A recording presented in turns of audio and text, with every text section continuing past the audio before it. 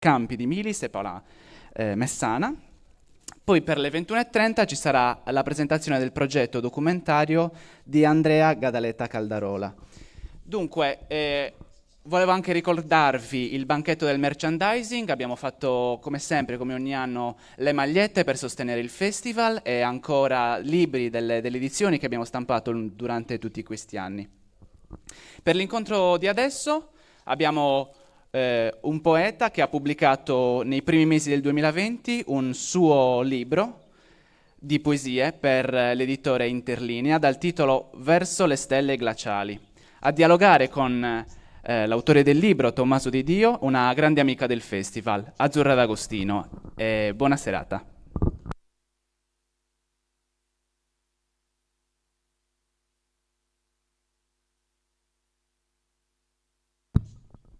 Buonasera, sì, ci siamo. Scusate, metto la manina un attimo per vedervi bene perché siamo contro il sole.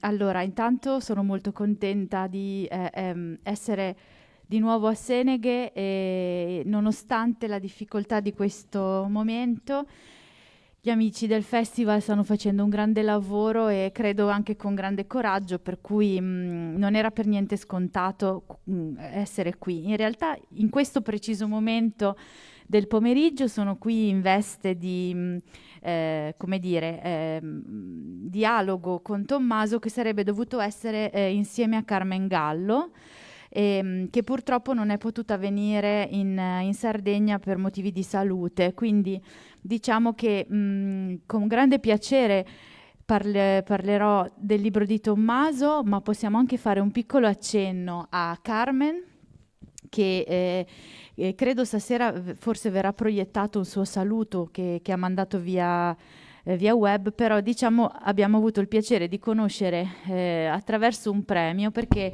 Carmen Gallo ha vinto, mi pare due anni fa, sì.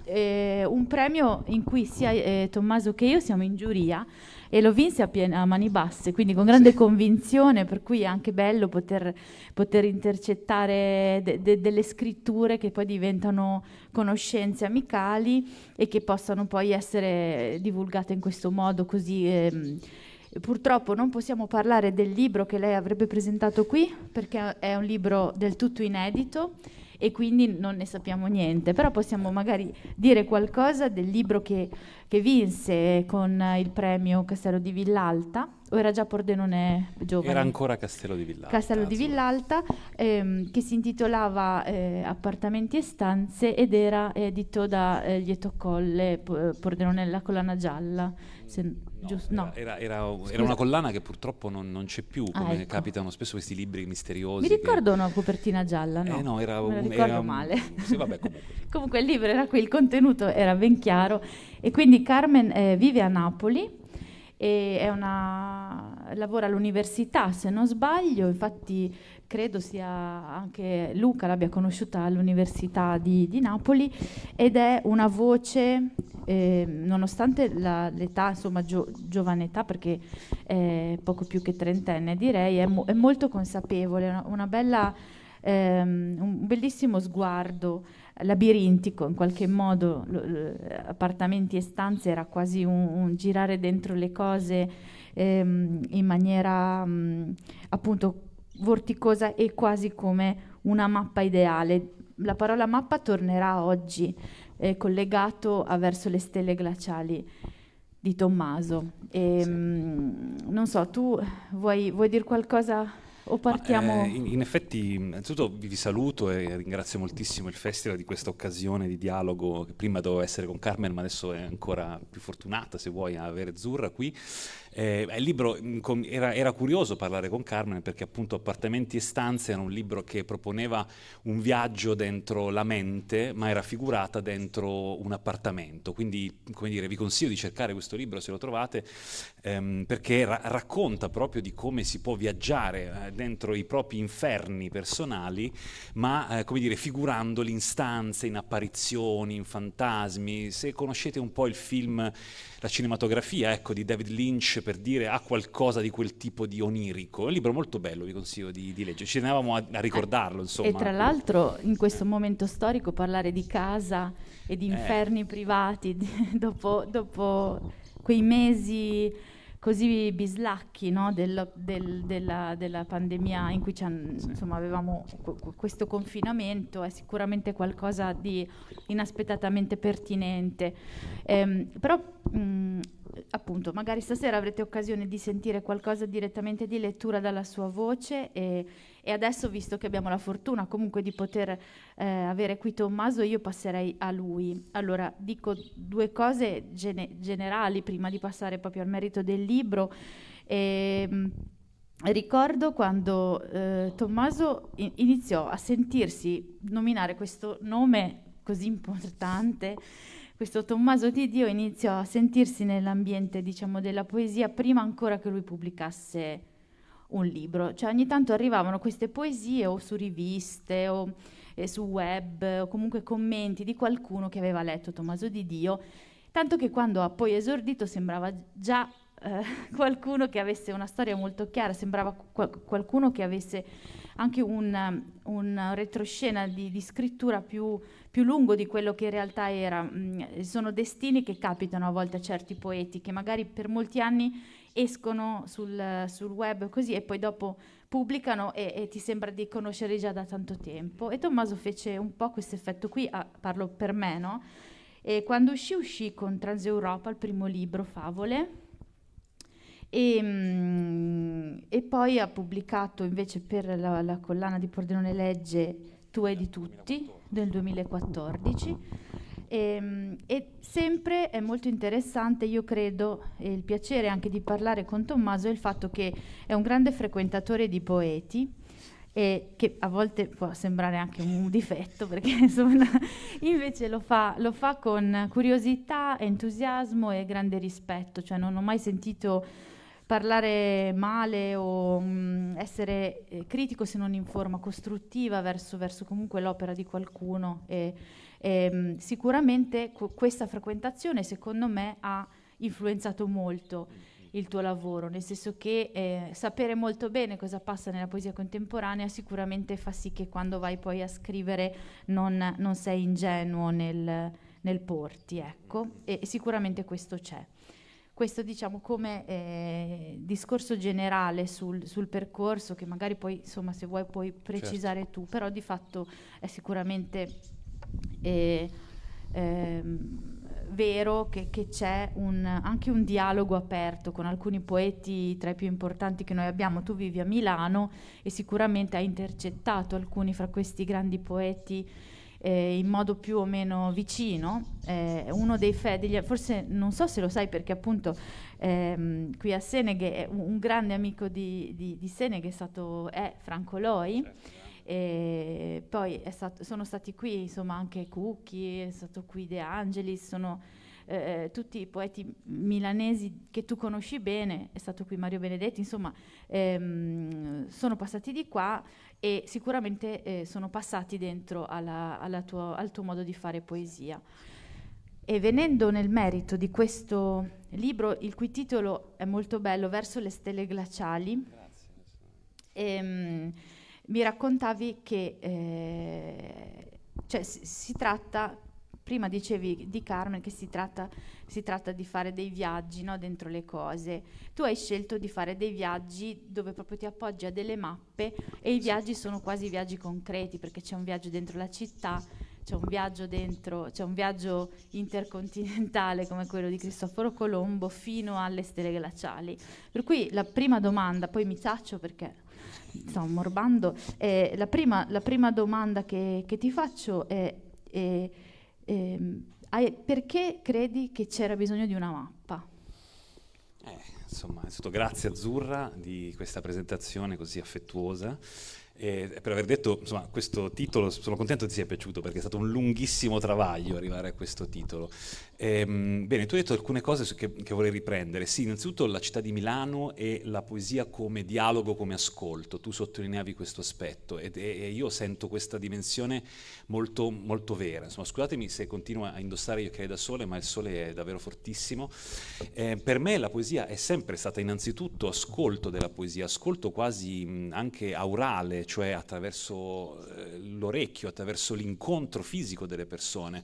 Certo, nell'adolescenza, nella solitudine, come dire, delle prime letture, è ovvio che l'incontro era con la pagina, quindi con quello che era la voce di un remoto passato che diventava viva nel momento in cui la si provava a leggere. Insomma, ricordo ovviamente come tanti le letture appassionatissime della grande Trimurti della letteratura italiana del Novecento, Montale, Ungaretti, Quasimodo, no?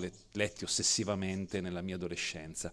Però poi il vero incontro con la possibilità concreta, contemporanea della parola della poesia è avvenuto nella città di Milano. Io ovviamente già scrivevo cose terribili e bruttissime e ricordo però di aver incontrato proprio la vita, le figure biografiche di alcuni scrittori. Tu prima ne hai detti alcuni, a cui aggiungerei sicuramente il nome di Stefano Raimondi, che è un poeta, è stato il mio primo poeta contemporaneo che ho conosciuto, e poi l'ascolto dal vivo della parola della poesia. Ricordo ancora la prima volta che ascoltai la lettura di Milo De Angelis, fu un evento, quello che si dice un evento, l'incontro con la possibilità nel mio tempo di una parola che non aveva come dire, nessun compromesso con il mio tempo, ma cercava qualcos'altro dentro il tempo che vivevo. Quindi Milano è stata anche per me la città di questi incontri, quindi naturalmente uno spazio geografico della poesia oltre che della biografia, no? Spazio artistico, spazio dove nasceva e si maturava e veniva a incidersi proprio nel territorio vivo della città, ecco, la poesia. E quindi questa cosa per me è stata educativa nel senso concreto della parola, cioè andare a ascoltare un poeta, andare a leggere un poeta e sempre andare un po' a cercare le condizioni che hanno reso possibile la sua poesia, ecco perché dicevi no, che non c'è mai un giudizio troppo severo, è come se forse leggere una poesia non è altro che provare ad ascoltare quella dimensione profonda, ingiudicabile, no, della vita di chi l'ha scritta, no? Per cui c'è sempre questa tensione a una estrema attenzione all'altro. Questo si vorrebbe, no? Che la parola della poesia educasse all'attenzione. Questa è una cosa che ovviamente non mi sono inventato io, la dice una grandissima scrittrice e traduttrice che è Cristina Campo, che proprio dice che la poesia è un esercizio dell'attenzione. E l'attenzione cos'è? Soffrire, come dire, al posto di un altro, no? Cioè quindi riuscire a essere così attenti alle cose da poterne vivere la dimensione patica, no? Il soffrire. La poesia, se non educa questa empatia profonda, forse non ha senso. Ecco, in questo senso la parola che cerco nella poesia non è una parola della consolazione, non è una parola della bellezza, ma è una parola della compartecipazione, ecco, in un attraversamento di vite e spazi. Ecco perché le mappe c'entrano, per andare subito al testo che oggi presento, ed è per me particolarmente emozionante farlo qui, perché è la prima presentazione dal vivo che faccio di questo libro, che è uscito ormai diversi mesi fa, ma come sapete tutti è stato rapito da una pandemia globale, quindi non è stato possibile mai incontrare le persone. Quindi questo libro anche per me è un libro che oggi incontro da straniero, da lettore quasi, cioè praticamente non ho mai parlato dal vivo di questo libro. Questo libro, vedete, presenta un'immagine davanti alla copertina, un'immagine molto bella di un fotografo che si chiama Paolo Monti, un fotografo che è stato un grandissimo del Novecento, un maestro della fotografia italiana, ed è una fotografia di Miami. Mi interessava che ci fosse questa fotografia all'inizio perché, come vedete, si vede una sorta di tracciato nelle sabbie in mezzo alle palme, come se, come dire, il lettore che entrasse nel mio libro dovesse innanzitutto avere il coraggio di inoltrarsi in un sentiero che non è un sentiero conosciuto, ma è il coraggio di chi entra in un testo non avendo quelle garanzie, come dire, la cintura di sicurezza e tutte le istruzioni per poter entrare in un testo. Quando noi leggiamo un romanzo, un giallo, mettiamo caso, sappiamo già quello che in fondo troviamo, è come se già possedessimo le istruzioni per entrare in quel testo. Invece in un testo di poesia non ci sono istruzioni, si entra e si devono trovare le chiavi per aprire le porte. Allora, questo libro ho pensato di costruirlo come una serie di 4 sentieri, 4 percorsi, in 4 spazi completamente diversi fra loro. Infatti questo è un libro che potrebbe essere letto anche come 4 piccoli libri separatamente, in fondo, no? E ognuno di questi libri, di 4 piccoli libri, questi piccoli sentieri, percorsi da fare, approfondisce un luogo che secondo me, come dire, che mi è stato fondamentale per poter scrivere questo libro. Il primo luogo è proprio la città di Milano di cui parlavamo, quindi la prima sezione è un percorso dentro lo spazio degli incontri della mia città, quindi la città non come architettura, ma come architettura degli incontri possibili. Ci sono delle figure, che sono le figure che può accadere di incontrare in una grande città italiana nel 2020. Al cuore però di questo sentiero, come dire al termine di questo sentiero, si apre un altro spazio ed è il secondo percorso che propongo in questo libro, ed è un sentiero in un ospedale. Ho avuto, come dire, occasione di vivere la vicinanza con un caro amico che purtroppo non c'è più e che è anche un grande poeta, che è stato purtroppo tanto tempo, tanti mesi in ospedale, con pochi amici che potevano sorreggerlo intorno.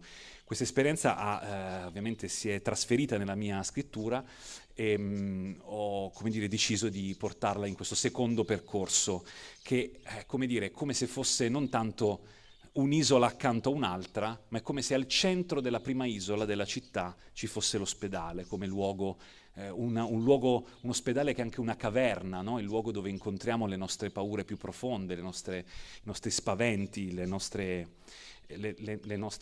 come dire, più terribili angosce.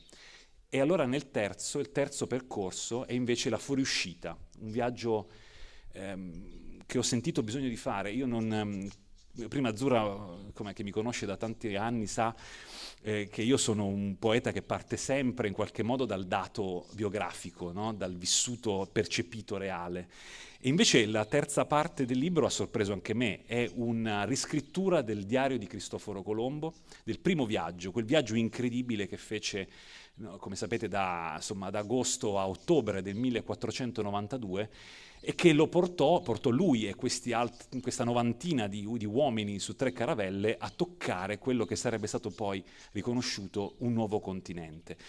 Non avrei mai pensato di partire dal diario di Cristoforo Colombo, perché, come dire, era l'assoluto distante da me.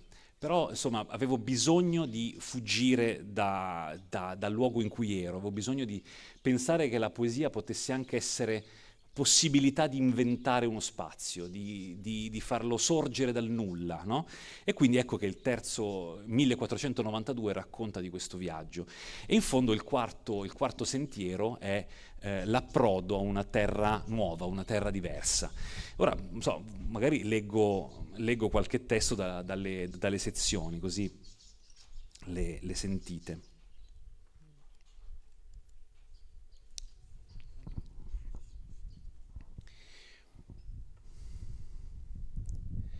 Seduti sulle sedie o in piedi dietro il banco, avevano sonno, avevano memoria e disastri. L'uomo al bar voleva togliere la corona metallica con i denti, mentre una donna precipitava dentro un non amore, fra le cosce, oppure dentro il bicchiere, oppure fuori, sotto il tendone, sotto il primo sole inerte e cieco di gennaio. Quanta sparita vita per la materia va con le braccia come un cieco a toccare. Nessuno qui si toglie il cappotto. Hanno freddo questi umani.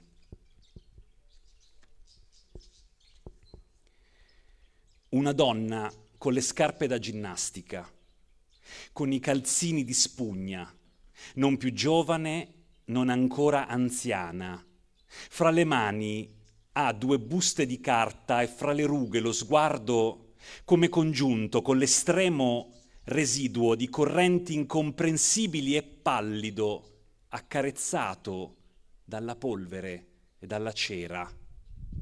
Seduta nel vagone della metropolitana, la donna larga, ha le caviglie gonfie, non si muove, sta nella luce afona d'inizio ottobre come se sola fosse un richiamo più grande alla persistenza e alla vittoria di ciò che passa, di ciò che ustiona.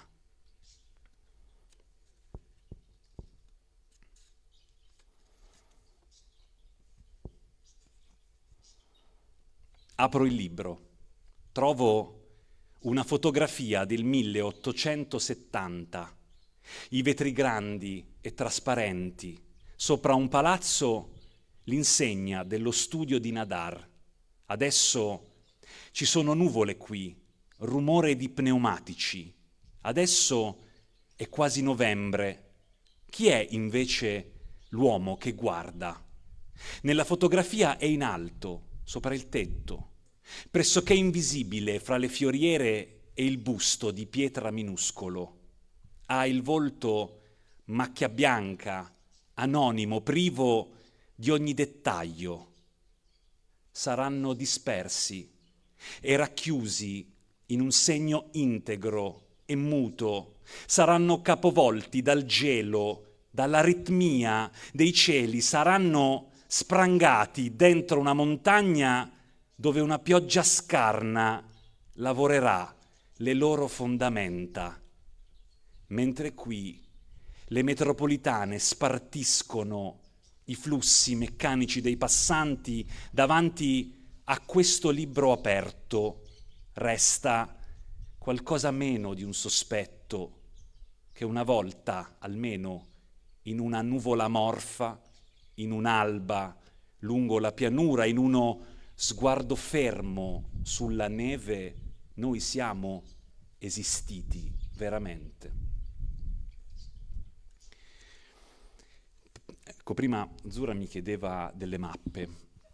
Questa ultima poesia che ho letto è nata guardando una fotografia, a lungo, quell'attenzione di cui diciamo prima, una fotografia molto famosa tratta dal catalogo delle opere di Nadar, grande fotografo francese, no? Félix Tournachon, metà Ottocento, lo sapete tutti chi è, e ha fotografato questo bellissimo, dal palazzo di fronte al suo studio, ha fatto una foto del proprio studio. Aveva queste grandi vetrate con su una grande insegna, Nadar, e come per sbaglio in alto a destra c'erano queste figure tratte nella fotografia per errore, di cui il volto non era visibile. Mi sono domandato, no? Ogni qualvolta noi mettiamo a fuoco qualcosa, quanti altri dettagli ci perdiamo, no? Quante altre cose restano con noi inavvertite. Ed ecco perché le mappe. Le mappe ci esercitano a guardare con attenzione, a creare un percorso dentro questi testi. Per me mappa è un sinonimo di testo. Ogni testo è una mappa e dà un orientamento, descrive dei tragitti. E quindi nel libro, tutto il libro è corredato da una serie di immagini che giocano e sono in relazione con il testo delle poesie in una certa maniera. Chiedono, diciamo così, a chi entra dentro questo testo di non andare avanti a leggere, ma di prendersi quel lusso che conosce bene il lettore di poesia e molto meno il lettore forse di prosa, cioè quello di tornare indietro.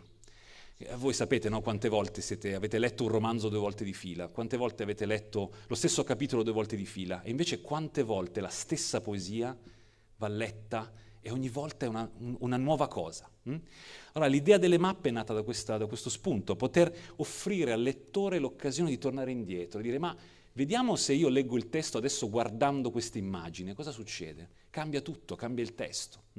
C'è una possibilità che si apre.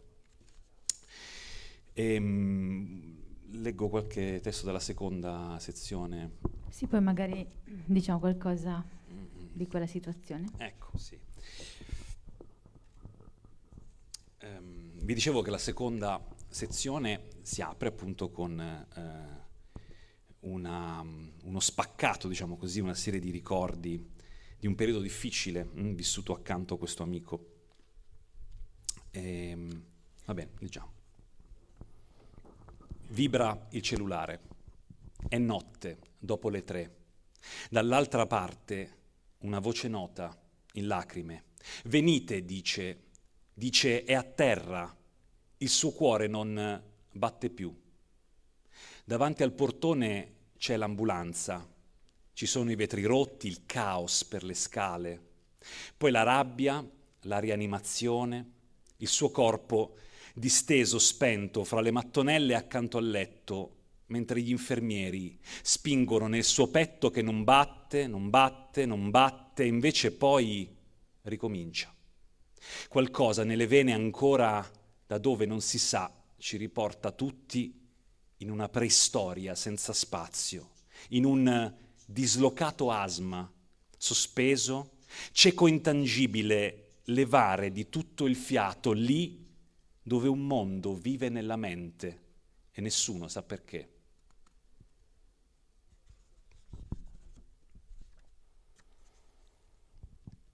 Per il tuo poema, inoltrato e steso sul lettino, con i piedi fuori e fermi, le unghie che crescono.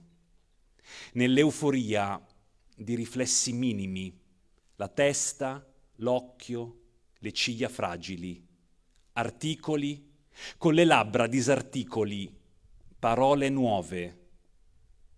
Per il tuo poema, intubato e senza suono alcuno, qui trovi finalmente le parole possibili.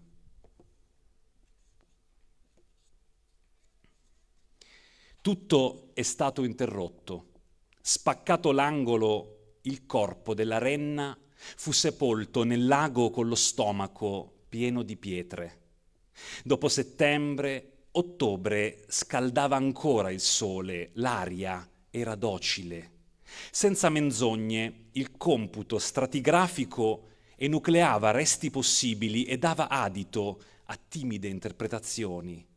Dall'altro capo del lago invece tu parli, muovendo le labbra indichi tane per la carne e scorte, residue di scheletri di pesci, come se noi fossimo sempre sotterrati e capaci di accedere dalle tue labbra al primo senso.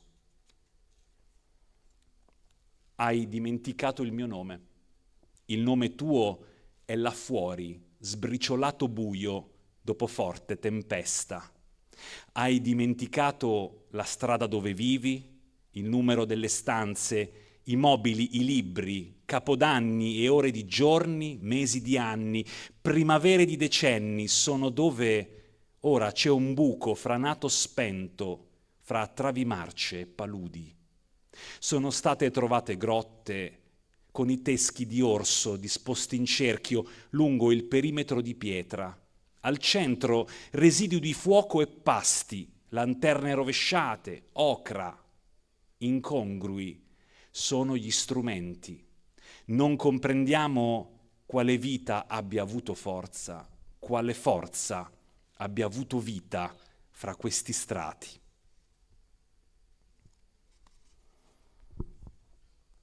E adesso vai, a caccia di fantasmi, con lo sguardo che vaga vuoto, oceano nero di tubi e lacrime elettrici, coordinamenti, pera lardo, formaggio schiacciato, purea di patate, fagiolini.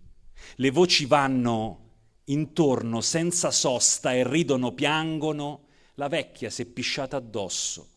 E adesso vai, tu sepolto fra i brusii, corpo sperduto, inoltrati negli strati, nella grotta, nei boschi dei boschi. L'occhio azzurro rotea e fuori c'è il sole, viene forte dalle finestre, sembra estate.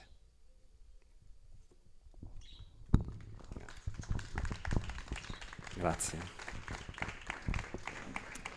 Grazie Tommaso, questa è una sezione dedicata appunto a una esperienza di vicinanza all'interno dove diciamo il luogo da mappare è l'ospedale e possiamo dire insomma che la persona direttamente oggetto insomma di questi testi è è un poeta che penso che tutti gli scriventi poesia in Italia abbiano ben presente anche solo come paradigma da cui allontanarsi o avvicinarsi, no? Ed è Mario Benedetti. Qualche anno fa l'ho presentato proprio qui, a Puzzuarro, veramente, e fu, credo, per chi c'era, magari vi ricordate, fu un incontro anche molto forte, perché facemmo un excursus del lavoro poetico di tantissimi anni e anche cercando di ragionare su una questione che per Mario credo fosse abbastanza centrale. Tra l'altro domani proveremo a parlarne con Stefano Dal Bianco, sempre qui, per cui ti rilancio questa questione che era un verso anche di Mario che diceva che cos'è il silenzio.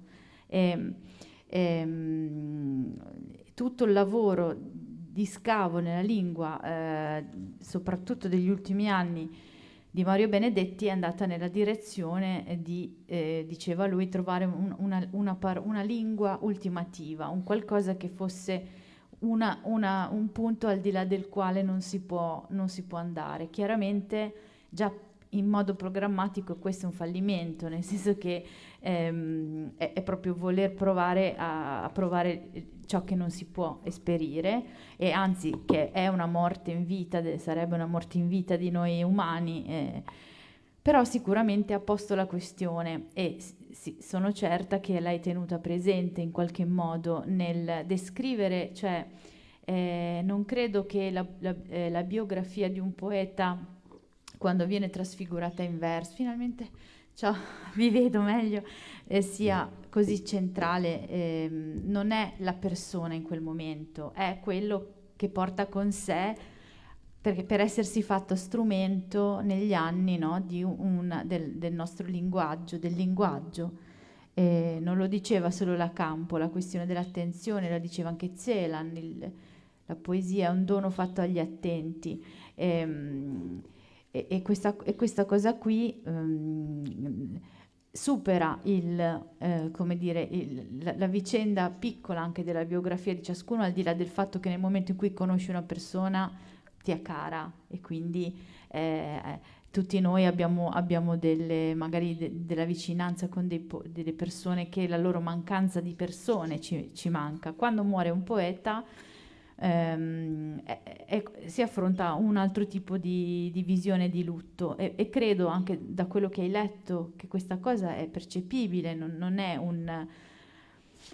cioè la scrittura di poesie inerenti a una mappatura del genere non è certo un necrologio, ma è proprio un farsi carico anche di un certo tipo di visione e di sentire una sorta di bene o male eredità. Io non so se tu questo ce l'hai, come ti fa sentire, perché è anche una cosa pesante, no? Diciamo che ho pianto così tante lacrime negli anni passati che la cosa adesso l'affronto con grande serenità e ne riesco anche a parlare con dolcezza, che è il giusto tono con cui si deve affrontare questa cosa.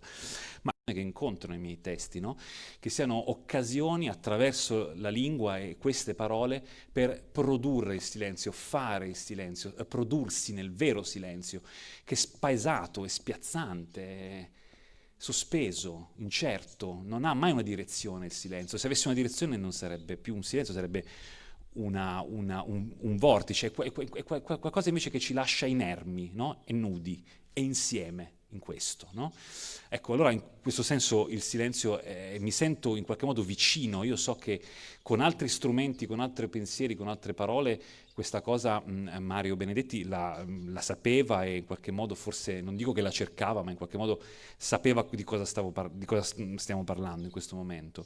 Eredità, ma l'eredità personalmente non mi sento erede, sento la generazione di scrittori a cui appartengo erede della ricerca di Mario, quindi non è tanto questione di personale, qui non sono tanto in gioco io con la mia poesia, ma credo che tanti poeti della mia generazione abbiano sentito proprio in questo istante, dico, l'eredità di quella ricerca di Mario. E questo è anche questo è molto bello, in qualche modo ne parlavamo proprio oggi pomeriggio con Francesco Tipaldi, che conoscerete domenica. Lui diceva, la poesia, mi diceva oggi, è un messaggio cifrato che lasciamo alle generazioni, no? Discutevamo di questa cosa. La poesia ha a che fare molto con la tradizione, qualcosa che noi abbiamo quasi dimenticato perché abbiamo il mito, come dire, del nuovo, no? Dell'originale, deve essere nuovo, deve essere innovativo. È una cosa piuttosto recente questa. Invece per millenni la poesia è stata proprio esperienza della tradizione. I greci avevano una parola bellissima per questo ed era una titana, era mnemosyne, no? La memoria, la dea, che è l'unica, come dice Esiodo, che Zeus ha amato e con cui giacendo ha prodotto le 9 muse. Con Era era sposato, ma a quanto pare Esiodo diceva che era innamorato di memoria e con lei ha prodotto le 9 muse, che sono le signore dell'arte e della danza, di tutte le arti. Quindi questa cosa è molto importante, noi abbiamo dimenticato. Ogni qualvolta noi facciamo esperienza di un testo poetico, facciamo innanzitutto esperienza di una tradizione, cioè di qualcosa che non è mio, non è solo mio almeno, no? È qualcosa che è arrivato a me e che io ne ho, il mio compito è quello di rimpastarlo, ricompattarlo perché possa progettarsi in avanti, possa continuare un tragitto, no? A proposito di tragitti, forse passerei a 1492. Se vuoi, sì. Ecco, proprio a proposito di tragitti, c'è questo viaggio, no? Che dicevamo prima. Appunto un viaggio verso l'ignoto, no? Mica Petrarca poteva immaginare che noi avremmo così avuto tanta passione per il suo Rerum Vulgarium Fragmenta, per i suoi piccoli frammenti in volgare. Non so se ne era così sicuro. La tradizione è sempre un viaggio verso l'ignoto, no? Si affida a qualcuno di cui non si sa niente, la cosa più preziosa che si ha. No? Pensate che cos'è la tradizione, la memoria, no? E allora, se nell'Occidente io devo trovare un punto in cui questa cosa è visibile, è proprio il viaggio di Cristoforo Colombo, no? Un uomo, in base a delle sue supposizioni piuttosto bizzarre all'epoca, ha delle cartine praticamente totalmente sbagliate, convince altre 90 persone, addirittura una regina, no? Sapete benissimo la storia di regina di Spagna, a farsi pagare 3 navi per andare in India, nel Katai, per rendere grande Dio, prima di tutto, quindi per andare a convertire quello che lui chiamava il Cipango, cioè le terre dall'altra parte dell'India, e per portare l'oro, il grande oro. Eppure cos'è successo? Tutt'altro, ha scoperto un continente, ha creato i presupposti per un genocidio immenso, il genocidio degli abitanti nativi americani, che Colombo amava, diceva che erano dei santi, aveva trovato degli angeli, ma chi è venuto dopo Colombo non ha avuto tanto rispetto, e si è aperta la storia dell'Occidente, come sapete, no? L'Occidente è andato a Occidente e ha trovato un nuovo continente. Allora, questo viaggio impossibile, incredibile, mi sembra così vicino a quello che facciamo tutti noi quando ci svegliamo la mattina, no?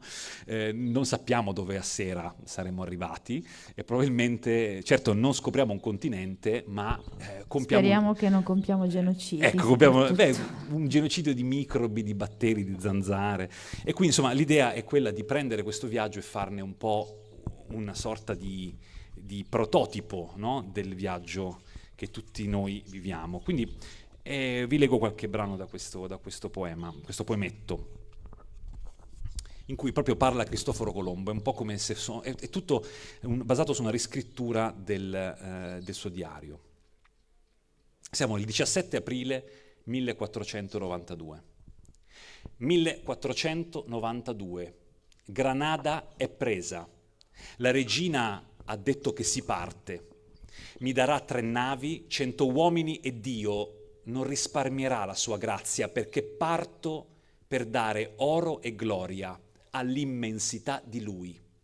Andrò ad est della zona torrida, verso le Indie, verso il Katai. Tutto questo lo abbiamo nelle carte parola per parola. Abbiamo anche visto in Irlanda un uomo e una donna su 2 legni che vennero a noi da Oriente e di conseguenza potremmo dire che il perimetro della Terra si può fare in linea retta verso sud e poi ad est nel mare aperto fino a dove Marino impugna e corregge Tolomeo. 27.500 stadi con la massima diligenza. Sono persuaso che di lega in lega le nostre carte saranno infine tracciate in una sfera. Quando vieni a noi la terra, quando viene cielo e basso orizzonte di case, siano braccia, siano occhi, occhi a moltitudini, sono mondi, nel mondo ricevuti. Apro il cassetto, apro la bocca, apro l'anta, lo spacco, la porta. Fra le cosce il libro, la pagina, la lettera, la rinuncia, la povertà. Ovunque e dappertutto, in ogni dove io trovo terra e ancora terra mi manca.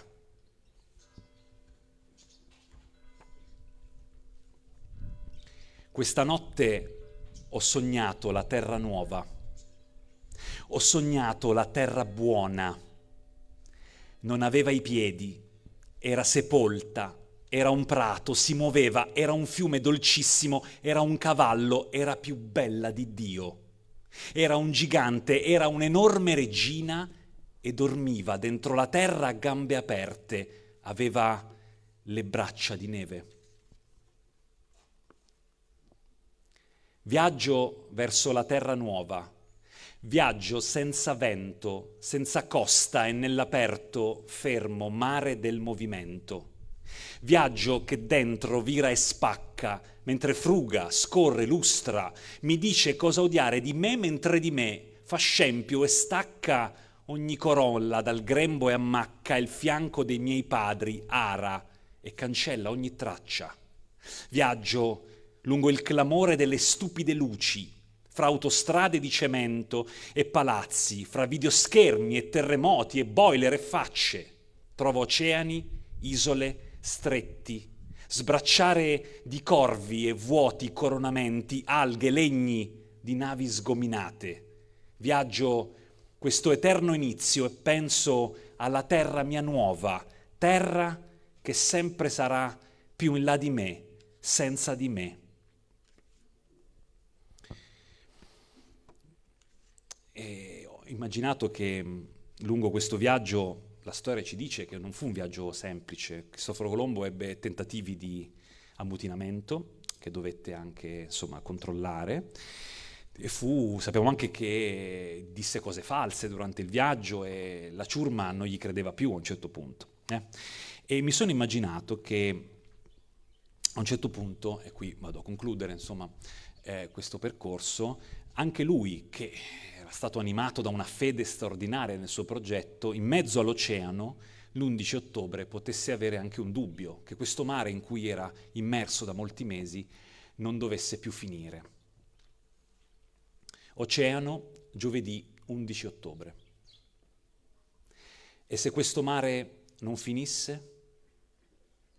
Se ci fosse altro mare oltre il mare, oltre questo azzurro e nero e buio e luce spazi, altro azzurro e nero e buio, altro solare e ancora più vasto rifrangersi d'orizzonti.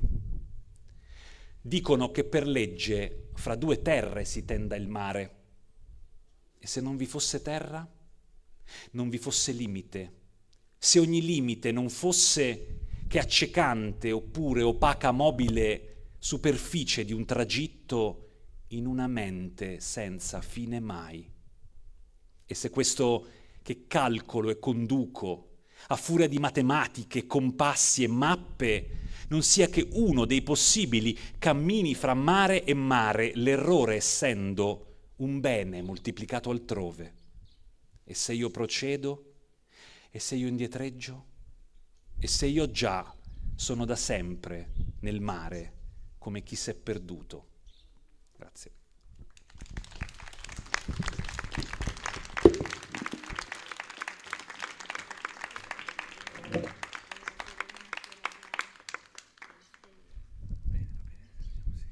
Allora, adesso, prima di lasciare il posto, insomma, al prossimo incontro molto importante, e per salutarci, visto che abbiamo attraversato tutto il libro, chiedo una poesia dall'ultima sezione che dà anche un po' il titolo verso le stelle glaciali, in qualche modo è questa apertura verso lo spazio dove la mappa serve e non serve. Intanto vi ringrazio, sentiamo l'ultima, quando Tommaso sceglie ti metto un po' di pressione. Grazie dell'attenzione e vai. Grazie davvero e leggiamo l'ultima dalla sezione finale del libro. Ho tempo e guardo gli occhi di un animale. Fuori ci sono i rumori, la portiera, la macchina, i passi, le voci. 2 donne e la pioggia sulla strada che cade. Guardo e dentro c'è qualcosa che si disgiunge e si riallaccia, qualcosa che si disinnesca, si ritrae, si convoglia, che nella luce scalda, nei rumori accentra, un cuore che pompa la musica opaca degli organi e la città. Mentre scrivo tutto questo si muove, accelera, si sposta. Remoto è un pomeriggio di luce, mi dico cresce, ci sono vuoti, salite, anche nel tuo sguardo buchi e macchine, smottamenti. Ho tempo, guardo questa pianura vivere e non desidero niente che non sia questa pianura vivere. Grazie. Grazie Azzurra tantissimo.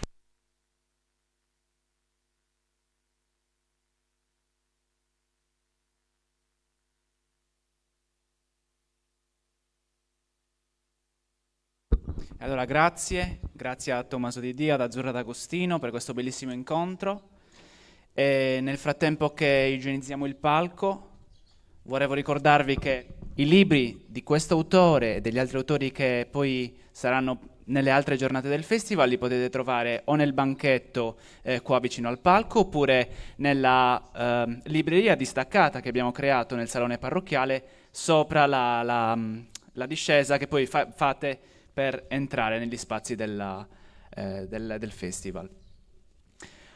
Dunque, ora l'incontro successivo vede un grande ritorno, un amico del festival che oggi parla della sua antologia poetica. È un'antologia dei 30 anni di produzione poetica dal 1986 al 2016. Chiedo se sia tutto pronto, altrimenti iniziamo tra 5 minuti. Ok, giusto il tempo di preparare, siamo pronti. Grazie.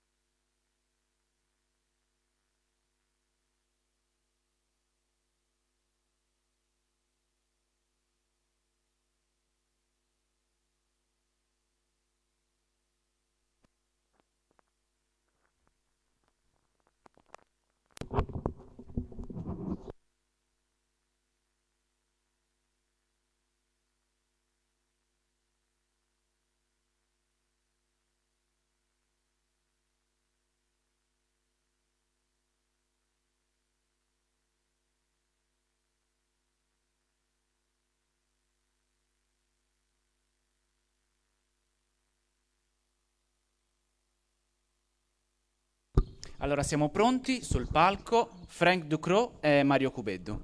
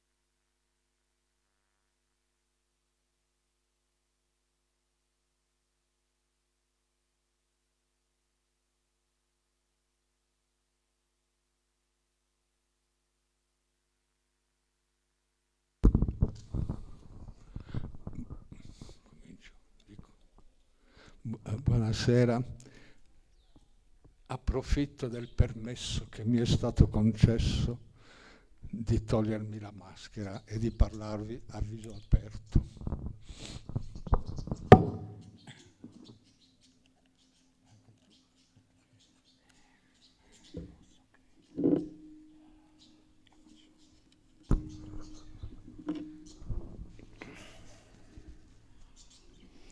Buonasera, sono proprio contento di poter dare ancora una volta il benvenuto a Frank al nostro festival. La presenza di Frank a Seneghe, la prima è stata nel 2008. Faccio una breve cronistoria delle sue presenze che vi dà anche un'idea della varietà di interessi e di possibilità che sono stati coltivati da Frank nel corso della sua attività di professore universitario, e di critico e di poeta.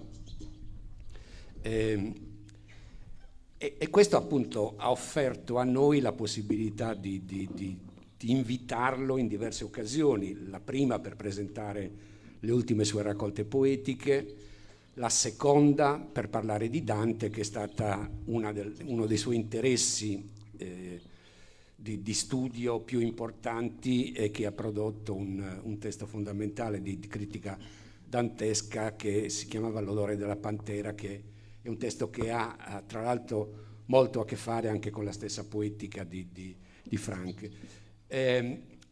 Poi con Gisèle Pierrat ha curato una bella antologia di testi della poesia moderna francese che sono stati interpretati in un appuntamento molto bello del festival dell'anno scorso.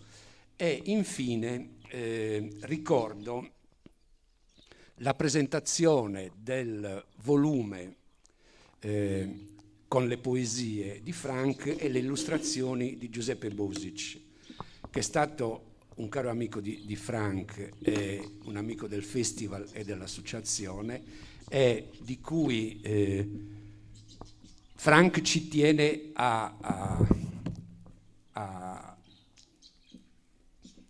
fare un ricordo, una memoria, un omaggio alla sua figura e alla sua opera, perché è venuto a mancare nel corso degli ultimi mesi.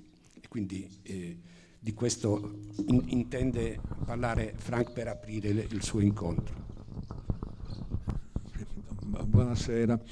Sì, voglio rendere un omaggio a Giuseppe Bogic, che ci ha lasciato circa 2 mesi fa. Giuseppe Bogic fu un lavoratore instancabile, no? L'avevo conosciuto 8 anni fa ad Oristano, dove Mario mi aveva invitato a fare una conferenza sui trovatori provenzali. Al termine Giuseppe si era presentato e mi aveva detto che nell'edizione delle poesie di Giuseppe Pau, che egli aveva curato, aveva fatto figurare come prefazione un testo mio, scritto 40 anni prima. Sì, l'avevo scritto 40 anni prima e l'avevo completamente dimenticato. Il giorno dopo sullo schermo di Giselle apparve una profusione di opere di Giuseppe Bogic, e con Giselle fuimmo a Ghilarza a incontrarlo e fu una bellissima giornata, dopo la quale gli incontri si moltiplicarono via internet, ma anche a Montpellier Giuseppe venne a farci una visita. Ma intanto si erano moltiplicate le collaborazioni. Ci fu prima la piccola raccolta di poesie mie illustrate da Giuseppe Bogic, Ragioni lacerate, che abbiamo presentato insieme con Mario qui a Seneghe 2 anni fa. Io leggevo le poesie in francese e in italiano e Giuseppe spiegava le sue illustrazioni. Poi ci fu l'annunzio di ciò che doveva diventare il suo capolavoro, le illustrazioni della Divina Commedia. 100 tele a olio, una per ogni canto del poema. Prima però pubblicò una bellissima edizione delle prime 30 illustrazioni che potete consultare qui alla Casa Adis, le ho lasciate 2 ore fa, e per la quale mi pregò di scrivere una prefazione, di cui leggerò qui il primo e l'ultimo paragrafo e sarà la conclusione del mio omaggio. Per anni Giuseppe Bogic avrà attinto al duplice fondo di una tradizione esoterica assiduamente coltivata ed una cultura contadina precisamente situata e rivendicata, la complessa materia che il suo genio grafico e coloristico ha saputo tramutare in una moltitudine di figure plastiche e organizzare secondo una logica che, come ha osservato Vincenzo Accame, non è senza relazione con la patafisica di Alfred Jarry, nella misura in cui, come nell'opera di Jarry, qualsiasi cosa dell'esperienza comune può valere per figurare qualsiasi altra cosa senza altro rapporto con la prima, se non quello analogico, arbitrario, ma frutto di operazioni integralmente coerenti che l'artista avrà suscitato. Ed è così che i pioppi multicolori, le mele femmine e le pere maschie, le lumache terrestri con loro carico di infinito, la conchiglia, le colombe con le ali a forma di mani di donna, le mani e i piedi allacciati in catene d'unione, i fiori di carne provvisti di bocche ed occhi, le ruote con i piedi scalzi, le giostre in fiore, i muri e i fili a piombo, le farfalle, i pesci, i serpenti, i cani, senza contare gli esseri ibridi fatti di 2 bestie o d'una bestia ed una pianta accoppiati, entrano da molto tempo con i loro colori squillanti che dal rosso al verde fanno cantare tutte le sfumature del giallo, dal fulvo al canarino, e sanno avvolgere nel blu profondo i luoghi in cui appare il mistero, in composizioni che la loro coerenza carica di significati specifici che di quadro in quadro compongono una totalità dinamica sempre aperta. Ho evocato all'inizio la relazione di Bogic con la patafisica di Alfred Jarry. Le molteplici relazioni dei molteplici oggetti del mondo suscitate da Bogic presentano i principali caratteri di quella logica, arbitraria quanto sistematica e coerente, con una differenza però. Jarry pratica l'equivalenza dei contrari, Božič invece l'equivalenza dei diversi. Ne risulta in Jarry una pratica fondata e bloccata sulle opposizioni e quindi ghignante e sarcastica. In Božič invece le associazioni e composizioni di oggetti nelle infinite sfumature rese possibili dal gioco delle differenze presentano un carattere giocoso e ridente, segno di una felicità d'esistere che Božič a quanto pare ha saputo trarre dalla sua infanzia contadina a Tempio Pausania.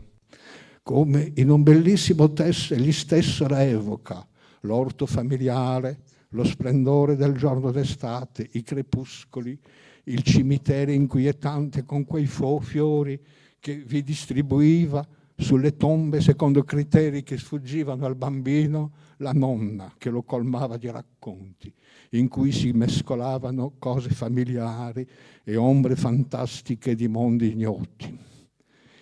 In quei misteri, come quanto nei simboli delle scienze esoteriche, giace la fonte di una bellezza sapiente e naïve che ha potuto, senza minimamente tradirsi, dialogare col poema di Dante. Grazie.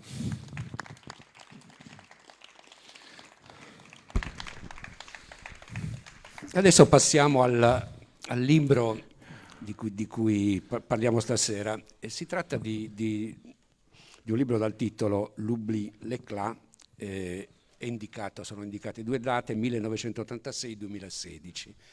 Questo libro contiene, in realtà più che un'antologia, ci tiene a precisarlo Frank, una raccolta diciamo più o meno quasi completa della sua produzione poetica. Quindi chi abbia interesse a conoscere l'opera di Frank qui la trova pressoché integralmente, con una precisazione, con delle note esplicative che aiutano a capire il senso del titolo, di cui ora ci parlerà Frank, e anche come si è costruita l'opera questa che nel corso del tempo quest'opera.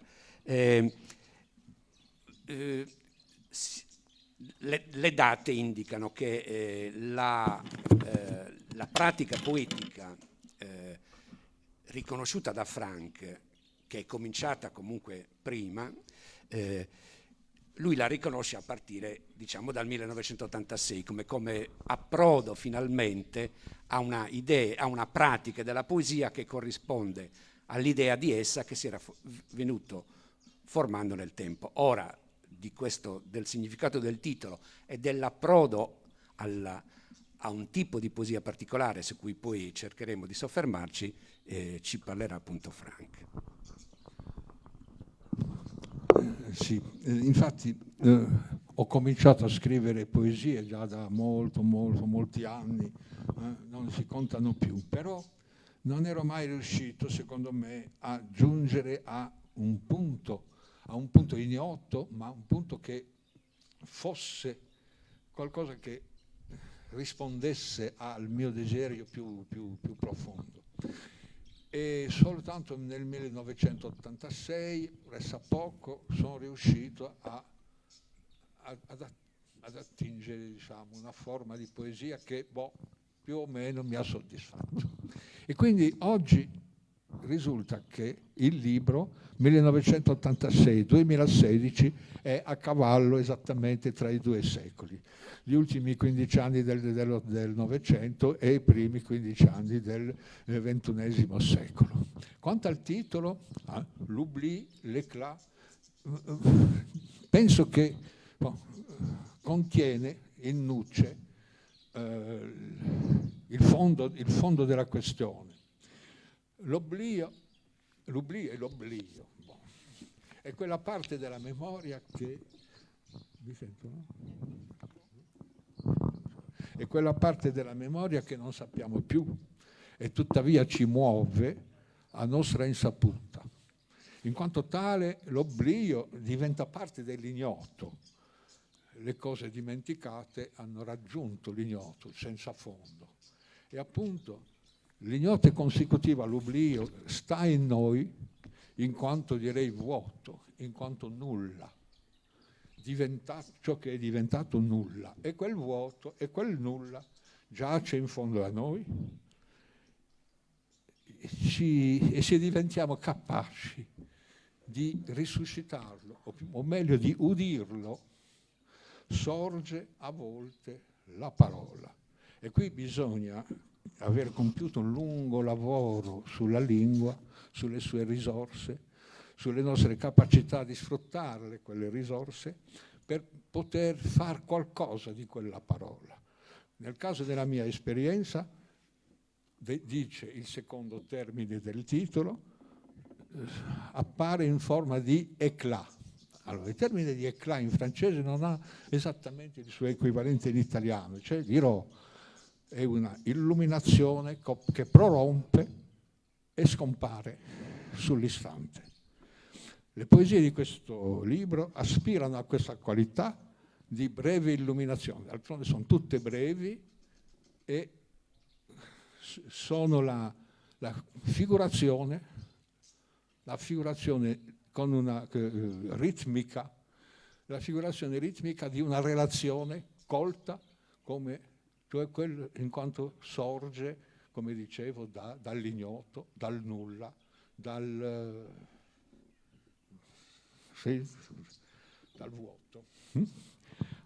Allora, le due parole, faccio notare per finire che le due parole hanno lo stesso numero di sillabe in francese, di sillabe e di lettere, però nella loro forma fonetica sono, per così dire, insieme simmetriche e opposte.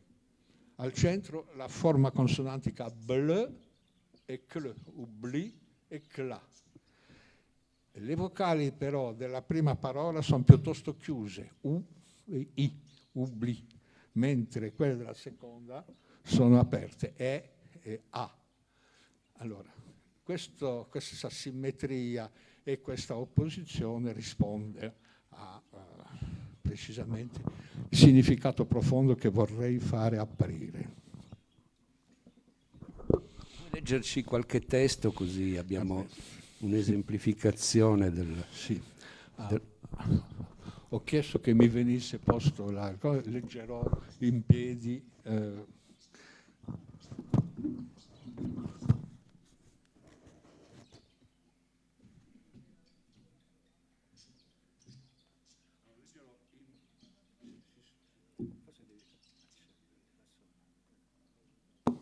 Va bene, qui si sente? Leggerò in francese e subito dopo darò una traduzione in italiano del testo che ho appena letto. En terre enclose les raisons, déchirées dans la longue déchirure de l'air en scintille bleue, évanouit la parole. Che darebbe in terra chiuse le ragioni, lacerate nella lunga lacerazione dell'aria, fanno scintillare azzurra l'aria, svanita la parola. Basta, lo dico prima in italiano, qui basta che una parola attraversi l'aria, blocco in fuga, essa schiaccia in ascolto la carne, che in francese darebbe qu'un mot traverse l'air, bloque en fuite, il écrase à l'écoute la chair.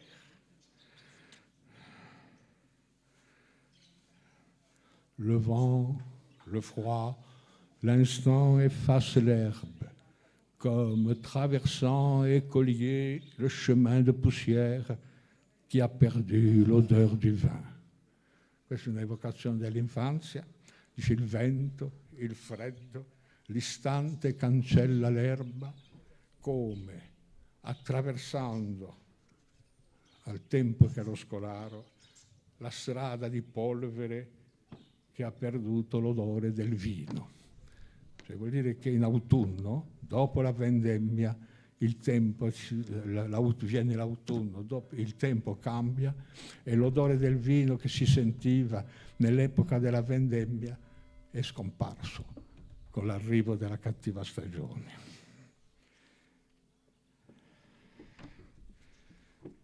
Gli occhi, le labbra, le attraversa l'aria, abisso il cielo, la pozza del sole nero, l'aria dalle labbra ritorna all'aria.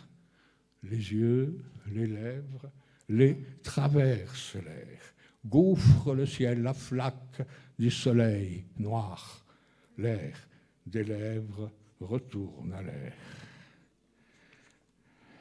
La terre que les fleurs soulèvent, un souffle suffirait à l'apaiser, comme dans l'air venu la parole parmi les choses reste si je disparais. E dalla terra che i fiori sollevano, un soffio basterebbe a placarla, come nell'aria venuta la parola tra le cose rimane se io scompaio.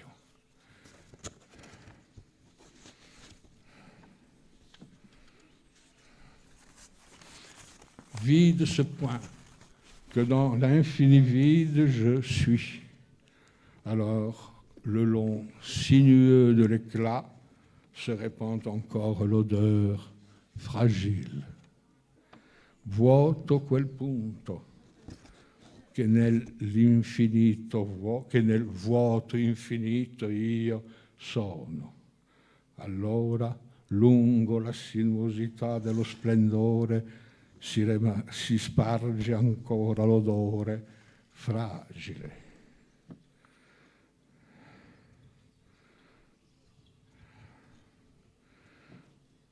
Ma il vento, lacerando le sciarpe dell'aria, scava il vuoto dove scomparire. Mais le vent, déchirant des écharpes d'air, creuse le vide où disparaître. Des yeux se ferment dans le bleu, paupières d'air. Alors, là, écouter, se perdre la sentence dans les feuilles légères.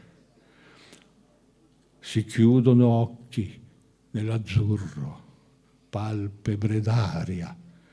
Allora là, ascoltare, perdersi la sentenza tra le foglie lievi. Che questa è una citazione di Dante.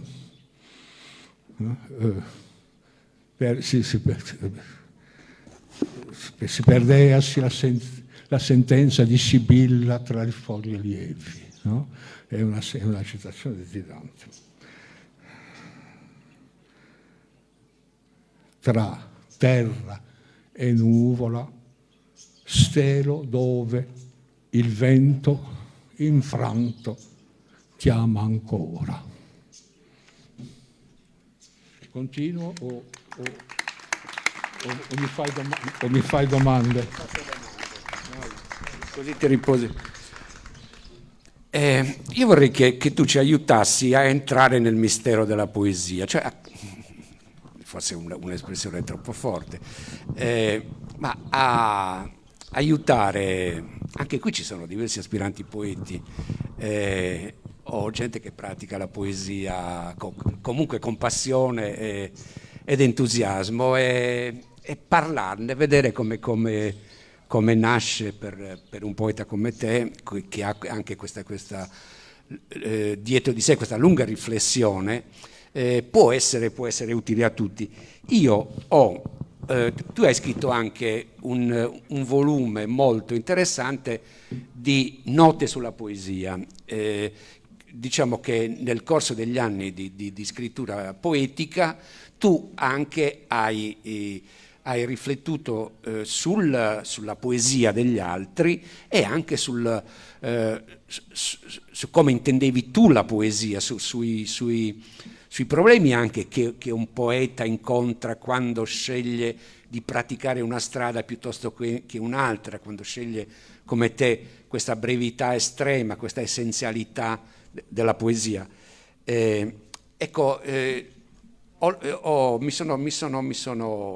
Mi sono copiato una citazione da queste note sulla poesia a proposito dell'uscita in qualche modo dal poetichese, cioè noi diciamo, appunto qui dice: cosa avrei detto del vento che fa brillare il vuoto, scompiglia i rami e cambia i prati in oceani? Non avrei detto che la prima di queste cose, le altre sono solo memoria letteraria che ingombra la lingua e lo spirito. Scrivere significa che quella memoria sia attraversata, dimenticata, per accedere a un'altra memoria più profonda e più ampia di ogni memoria personale, e che non sorge se non col provare la cosa senza residui. Allora, al fondo dell'oblio, anche se già detto da altri, questa cosa sarà detta per la prima volta e si dirà in eterno, che è un'affermazione forte. Queste considerazioni si accompagnano poi nella tua riflessione a un bilancio, soprattutto dell'esperienza poetica che ti compete, a cui appartieni, cioè della Francia, della tradizione poetica, diciamo non solo della Francia, per fare riferimento anche ad Eliot, cioè individuando due tendenze, una più narrativa e una più essenziale, e la scelta all'interno di queste due grandi tendenze di una tua linea specifica. Se vuoi... La tua domanda tocca, infatti, questa prosa sul vento, del vento cosa avrò detto? Ho detto una cosa: si possono dire molteplici cose, si possono dire all'infinito, si può parlare all'infinito, e bisogna dire che certi poeti abbondanti è quello che fanno. Io direi che bisogna prima scavare fino al vuoto, che dicevo prima, scavare fino all'ignoranza completa di tutto quello, alla dimenticanza di tutto quello che abbiamo imparato, che abbiamo saputo,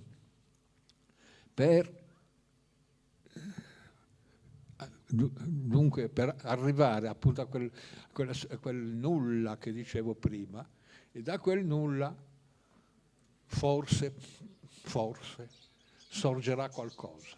Quando sorgerà qualcosa bisognerà a quel punto lavorare con la lingua, no? E inventare una parola con questa lingua, che una parola che non è mai esistita prima. Allora questa mia dichiarazione giunge a tutta una genealogia, no? Una genealogia che è una genealogia, infatti francese soprattutto, con i nostri grandissimi poeti del secolo XIX, in particolare tre, Baudelaire, che ha aperto nuovi orizzonti alla poesia, non solo francese ma anche europea, e poi dopo ai due che gli sono succeduti nella stessa generazione, che sono il più possibile diversi, cioè sono Rimbaud e Mallarmé, che hanno come esaurito le possibilità del linguaggio che avevano ereditato, della lingua e della tradizione poetica che avevano ereditato. E poi nella mia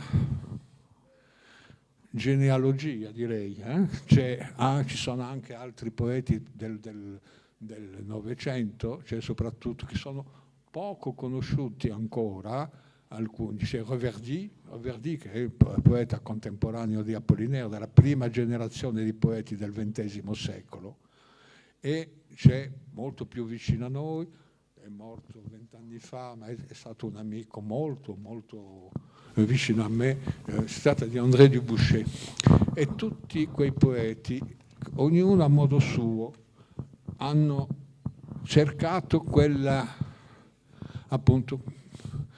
parola inaudita attraverso tutte le tradizioni, ma oltre quelle tradizioni. Non so se rispondo. Sì, assolutamente. Hai risposto in maniera assolutamente pertinente.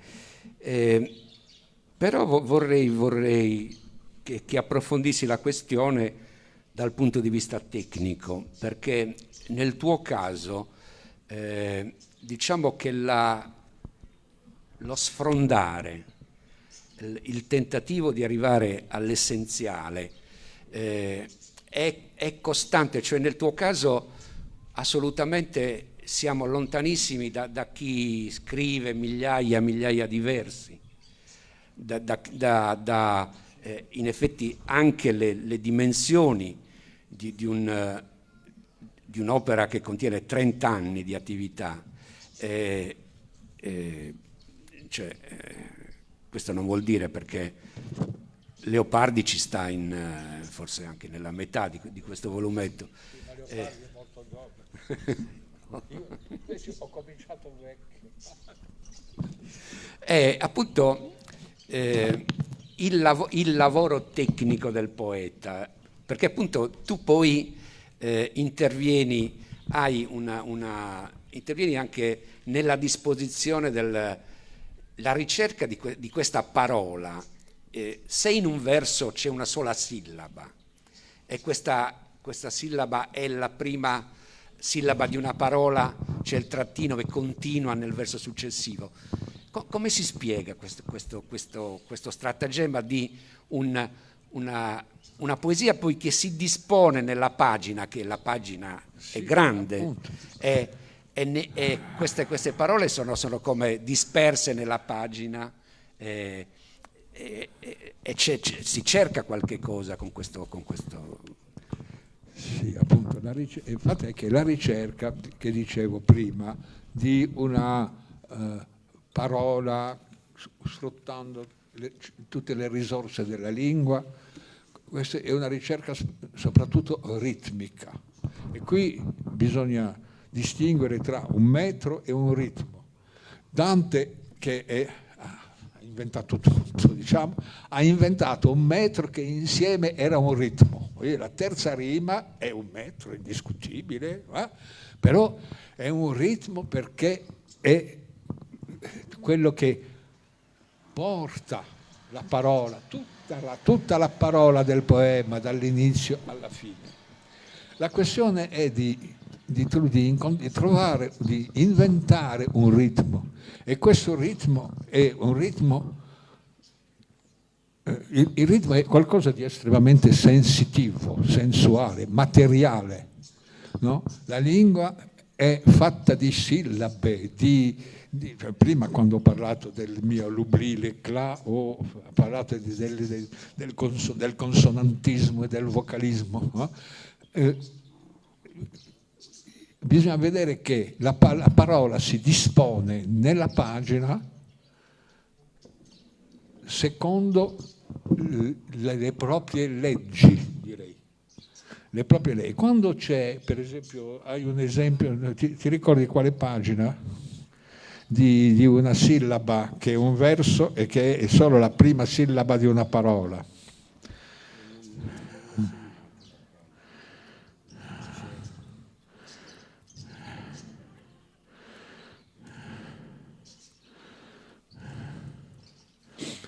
Vuol dire che il ritmo richiede a quel punto, sai, per esempio, prendo un esempio nella vita. Se tu salti, hai bisogno di un punto d'appoggio per saltare, per poter compiere il salto. E la sillaba in questione, la prima sillaba della parola, fa da punto d'appoggio per il rimbalzo nel verso seguente della fine della parola. Allora, per esempio, qui sarebbe bene trovare Aspetta. Qui, a pagina 136.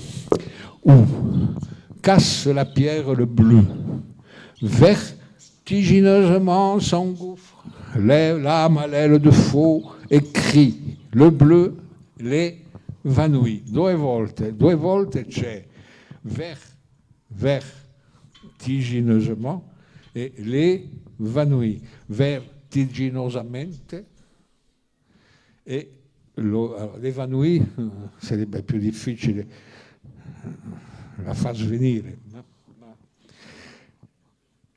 c'è come una rottura, capite? Il ritmo è fatto di legamenti e di rotture e quindi qui se la rottura si impone ritmicamente bisogna osservare. È come quando tu scrivi je ed è un verso, cioè io e poi c'è qualche riga vuota che è una sorta di abisso sui. Beh, è chiaro che, per ritornare alla genealogia, è chiaro che il grandissimo esempio per noi, che scriviamo in francese, è stato, dovrebbe tuttora essere, è per pochissimi di noi oggi, è Mallarmé è nel suo ultimo poema, cioè Un coup de dé, jamais n'abolira le hasard, che è un poema che si deve leggere secondo una pendenza obliqua, leggendo le due pagine insieme, le due facce, non una dopo l'altra, ma insieme, no? Si passa da una parte all'altra.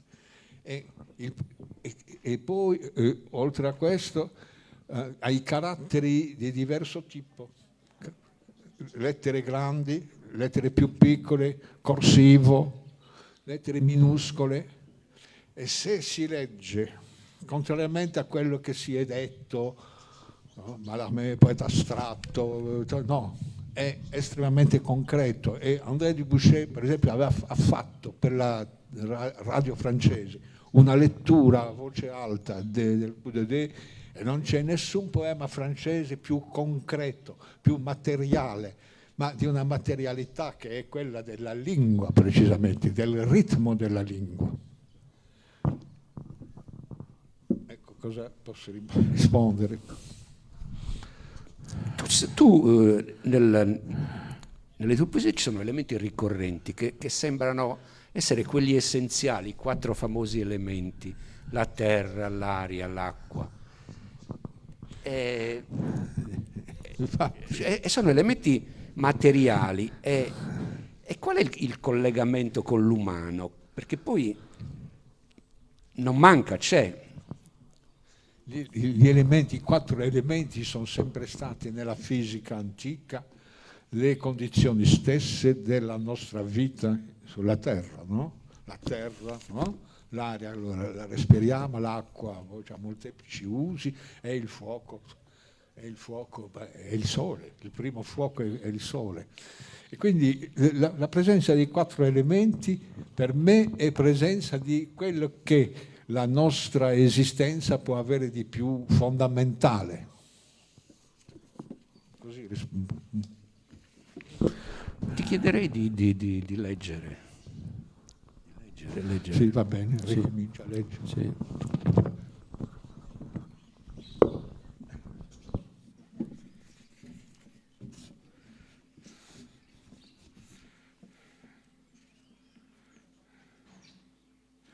La terra, cominciamo così, la terra nella terra si apre e ciò che ella seppellisce da lei si innalza, schiacciato nel vento irrespirabile, ritorna la futura parola alla carne, alla terra. Lo dico in francese, la terre, dans la terre s'ouvre, et c'est laquelle, ensevelie d'elle, monte, écrasée dans le vent irrespirable, retourne la future parole à la chair, à la terre. L'écorce ouverte, respirant, les yeux, la terre, dans le sang se mêle, s'exclut. Les fleurs jaunes vivent sur la pierre noire, que s'élançant plonge, devenu l'air, la branche dans l'air. Che in italiano darebbe la scorza aperta respira, gli occhi, la terra nel sangue si mescolano e si escludono. I fiori gialli vivono sulla pietra nera, slanciandosi si immerge, fatto aria, il ramo nell'aria.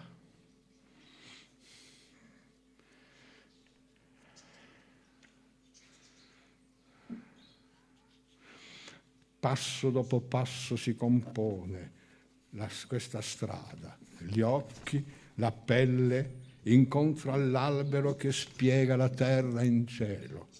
Come torna la terra il piede, la terra al vuoto, alla luce, l'aria. Come lacerano la carne, ventre dell'aria o chioma, in fiamma che l'azzurro farà svanire, future le parole sulle labbra, sillaba dopo sillaba, da sempre pronunziano. Comme déchire la chair, ventre de l'air aux chevelures, en flamme que le bleu évanouira, futur les mots sur les lèvres, syllabe par syllabe de toujours prononçant. La parole qui fut vers le vide lancée. Le bleu y reste bleu, les flaques de lumière, l'eau haute et blanche comme la colonne de pierre. Dans la respiration du jour, sinueuse s'abîme. Che sarebbe la parola che fu verso il vuoto lanciata. L'azzurro vi rimane azzurro, le pozze di luce, l'acqua alta e bianca come colonna di pietra. Nel respiro del giorno sinuosa s'inabissa. Mi fermo per adesso.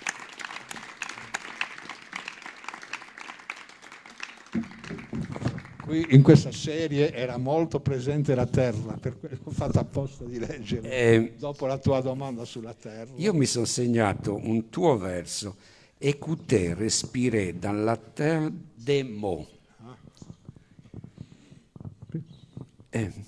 Vuoi un po' commentarti? Ascoltare, respirare nella terra le parole. Sì, soltanto se si riesce ad ascoltare, a udire ciò che non è udibile normalmente e in circostanze insomma insieme eccezionali e banali, perché stare in contatto con la terra può essere la cosa più banale, e nello stesso tempo riuscire ad ascoltare parole che sorgono dalla terra è un'esperienza, insomma, un'esperienza che vale la pena, direi. Tu dicevi che il tuo francese in qualche modo deve molto all'italiano, cioè alla tua frequentazione tutta la vita della letteratura e della poesia italiana. Per questo riesco a tradurre così, no? Infatti, perché ho insegnato l'italiano, sono stato familiare della poesia italiana quanto della poesia francese, e poi a volte sono stato anche geloso della lingua italiana, perché la lingua italiana possiede risorse che il francese non possiede. Qui ci sarebbe da fare tutto un discorso sulle lingue romanze, sull'evoluzione delle lingue romanze, di come dal latino sono venute fuori. E il francese è stata la lingua che si è allontanata di più dalla propria origine, cioè dal latino, perché ha subito anche influenze delle lingue germaniche.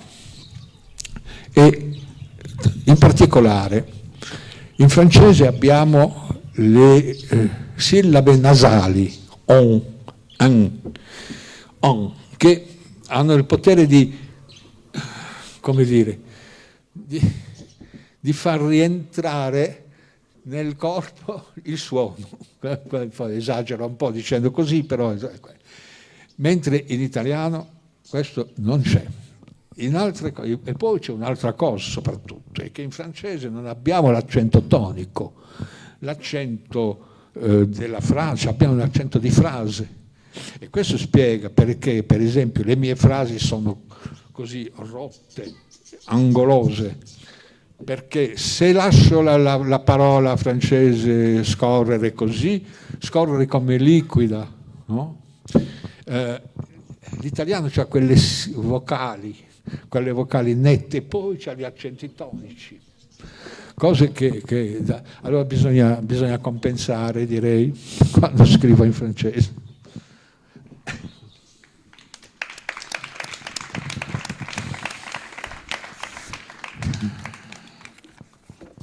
C'è un'altra frase che voglio leggere, che in qualche modo ci riguarda tutti e riguarda anche quello che facciamo, che si fa in questo festival. Inizia così: la poesia oggi non deve, non più di ieri, cercare gli umani suffragi e per questo adottare gli slanci comuni. Queste due espressioni sono tra virgolette. La poesia non se ne deve neppure liberare. Essa è da molto tempo liberata, abbandonata, dimenticata, confusa con i suoi facsimile, sepolta sotto le sue false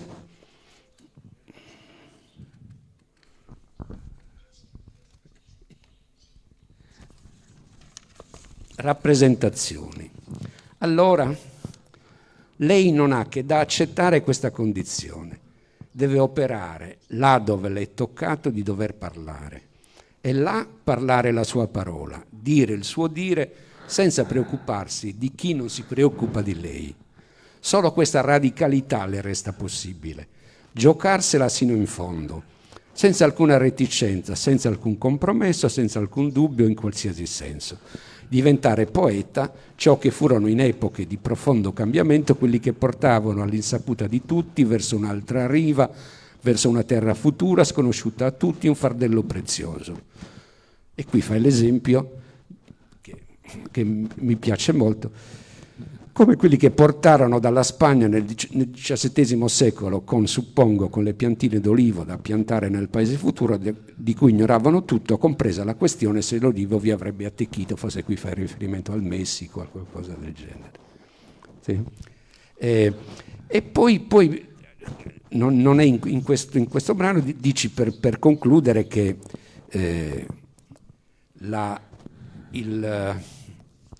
a proposito del successo, del consenso immediato, cioè che non può darsi che non arrivi, ma la poesia merita comunque di essere coltivata, di essere onorata.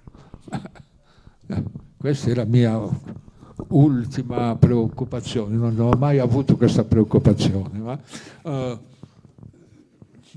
questo è pubblicato ormai. Questo non mi appartiene più, questo seguirà il suo destino, si deve affondare e nessuno ne parlerà più, sarà così. Se ha un altro destino, questo non dipende più da me. Però quello che voglio dire nel passo che hai detto è che viviamo un'epoca, certamente l'epoca più antipoetica che la civiltà occidentale abbia conosciuto. No? Siamo in un mondo della tecnologia, siamo in un mondo in cui la tecnologia serve soltanto a fare soldi, cioè è un mondo delle quantità. si è arrivati a pensare, si è giunti a pensare che a forza di moltiplicare le quantità, di affinare le quantità, si arriverà alla qualità. Ma no, non è mai. La qualità è irriducibile alla quantità. E quindi questo è un atto di fede. No? E se torniamo alla questione della sorte della poesia oggi, vedo che conosco molte poesie che si scrivono oggi, non è parola di disprezzo, è parola, quello che sto per dire, conosco poche, non dico che non ce ne sono, conosco poche che abbiano quell'esigenza forte che comporta, tra le altre cose, l'assoluta, come dire, non è neppure disprezzo, l'assoluta indifferenza al successo.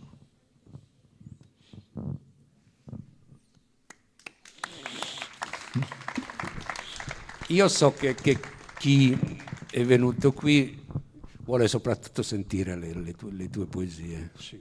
Allora farò un'ultima serie di letture. Sono 2 omaggi. Un omaggio a un poeta che viveva 1000 anni fa in Cina ed è il maggior poeta della dinastia Song, si chiamava Su Tongpo o Su Che, e poi con l'omaggio a André Dubouché che ho nominato prima.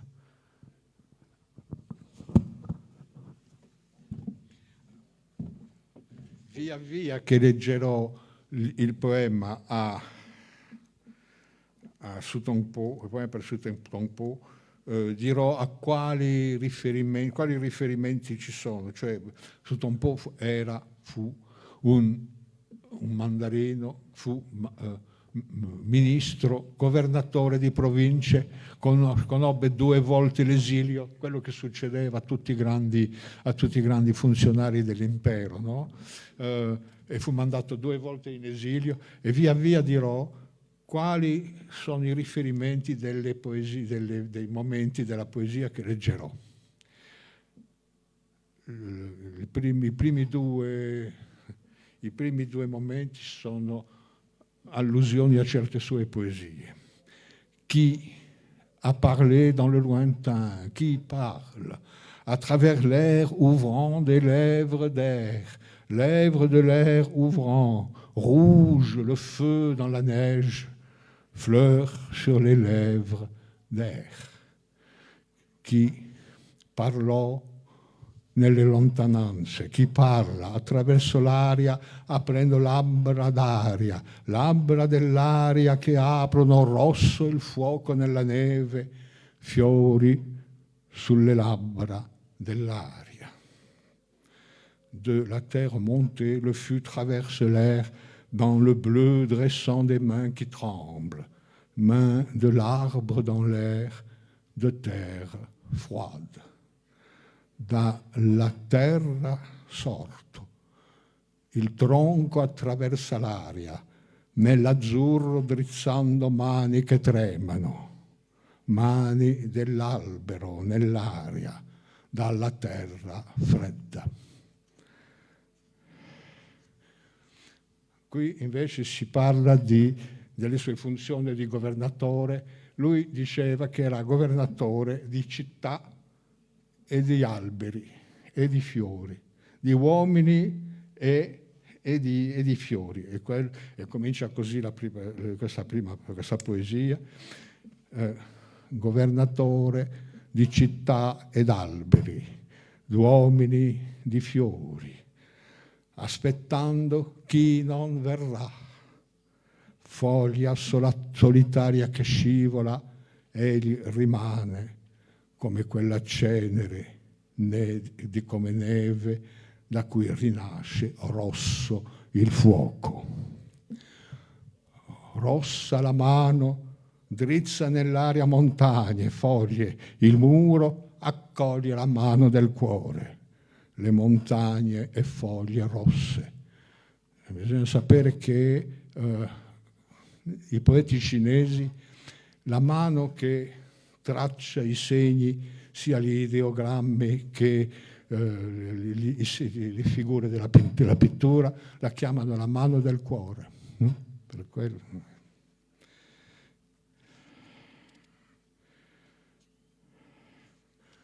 Questa poesia adesso è poesia dell'esilio, dell'ultimo esilio. Era vecchio, fu mandato in un'isola all'estremo sud della Cina, un'isola al largo, in realtà al largo del Vietnam. E era miserabile, viveva in una capanna e andava ad ubriacarsi con i contadini del paese. Et, revenant ivre du village, de la chaleur, du vin, de la misère partagée, que les bouses de vache enseignent le chemin heureux de la cabane, la boue fleurie fait la nuit blanche. Tornando ubriaco dal paese, dal calore del vino della miseria condiviso, basta che le cacche di vacca insegnino la strada beata della capanna, il fango fiorito fa bianca la notte.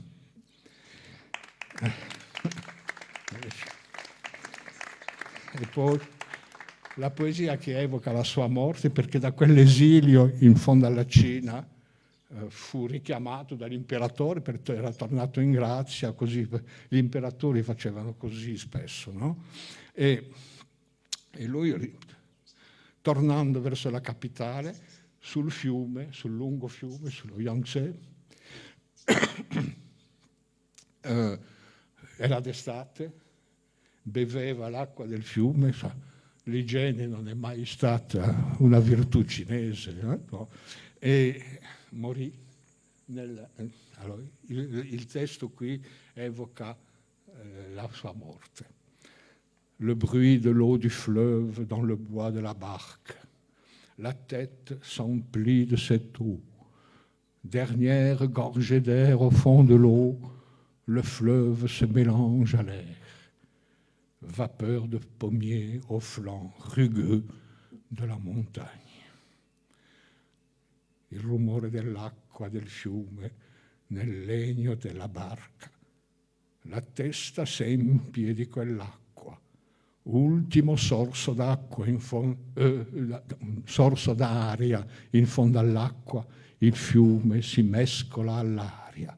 Vapore di alberi sul fianco rugoso della montagna. Avoir dit, au-delà du souffle, où l'eau blanche dans l'air, come la chair des fruits, respire. Aver detto oltre il soffio, dove l'acqua bianca nell'aria, come la carne delle frutta, respira. E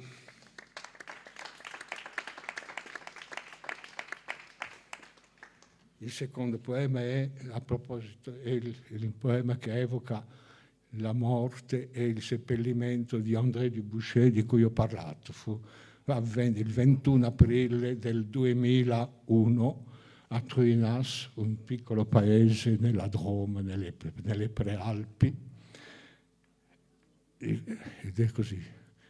Le neve del 21 aprile, les légèretés du froid, sanglots de neige.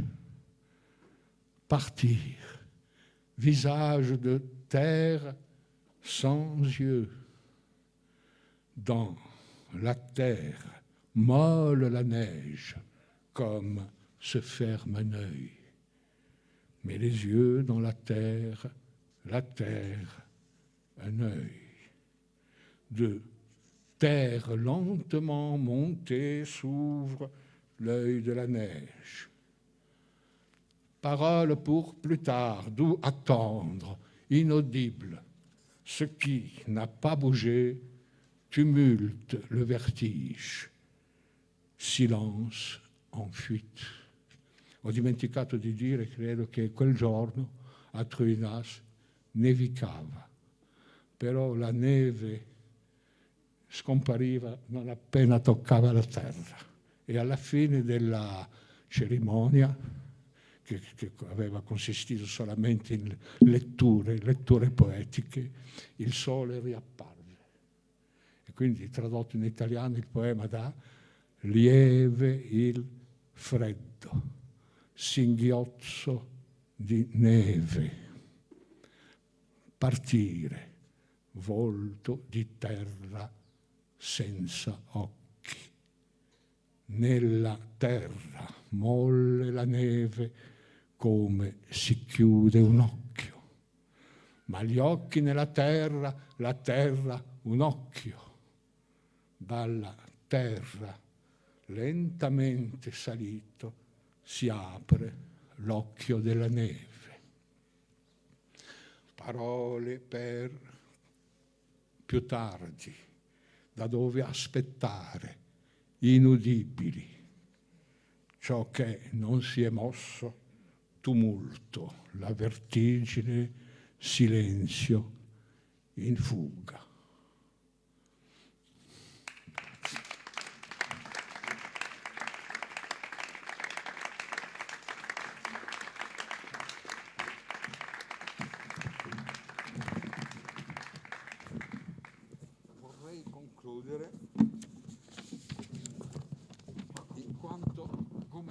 Vorrei concludere come traduttore dal sardo, da un poeta che mi sta qui molto vicino, poiché si tratta di Mario Cubetto, che abbiamo pubblicato, che ho tradotto, di cui ho tradotto una decina di poesie pubblicate nella rivista Europe in questa primavera. Mes rêves à moi, c'est des choses de tous les jours. Papa est mort content. On aurait dit que sa bouche riait, ou si c'était sa maladie. Il ne s'est pas fâché que je sois allé la veille au soir à une fête d'anniversaire, que j'ai donné en cadeau le maître et Marguerite. Maman ne s'en est pas aperçue, elle n'a rien dit. Je pensais que c'était par amour.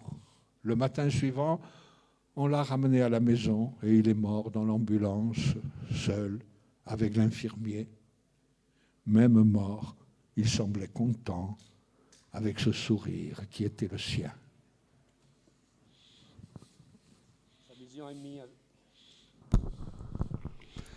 Sa visione mia sono cose di ogni dia.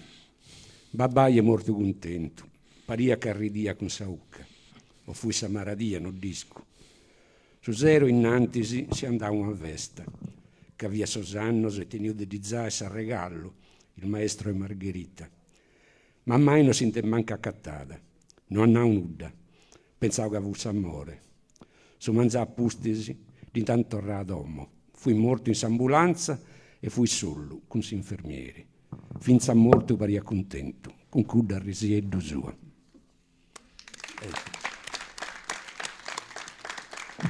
Grazie Mario per tutto quello che fai.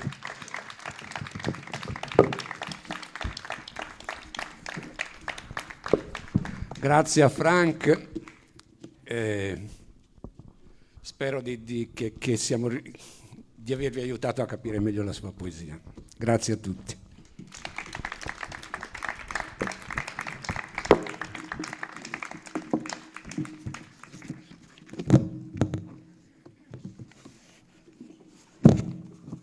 E allora grazie di nuovo a Frank Ducrot e Mario Cubeddu per questo incontro. Vorrei ricordarvi che chi fosse interessato all'acquisto del suo libro lo può trovare nel salone parrocchiale, dove abbiamo allestito una piccola libreria, e noi ci ritroviamo qua sempre in questa stessa piazza alle ore 21 per il prossimo appuntamento. Grazie.